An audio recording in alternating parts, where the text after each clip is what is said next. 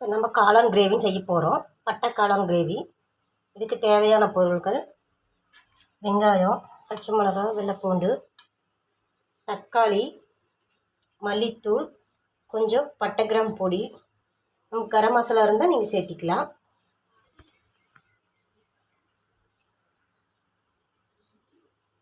வாங்க கடுகு பற்ற வைக்கலாம். இப்போ நம்ம பாத்திரத்தை எடுத்தாச்சு.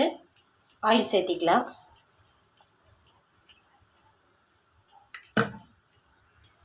எண்ணெய் காஞ்சிருச்சு. பச்சை மிளகா, பூண்டு சேர்த்துக்கலாம். இந்த ஸ்டேஜில் வெங்காயம் போட்டுக்கலாம்.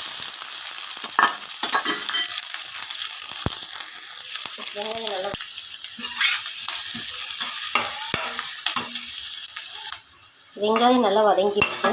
இதுக்கப்புறம் நம்ம தக்காளி சேர்த்துக்கலாம்.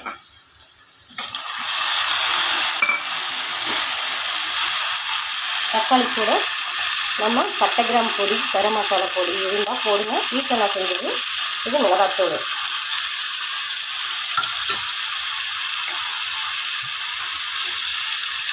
உப்பு போட்டுக்கோங்க. நல்லா மிக்ஸ் பண்ணி கொஞ்சம் வதங்கிட்டு வதங்கிடுச்சு. நம்ம இப்போது பட்டை காளானை போட்டுடலாம்.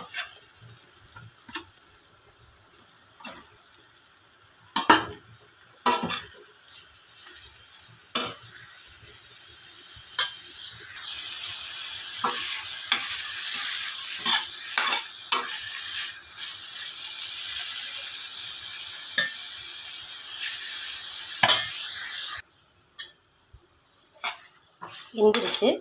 இது கூட நம்ம தண்ணி சேர்க்கக்கூடாது. காளான் கிரேவி செஞ்சாச்சு.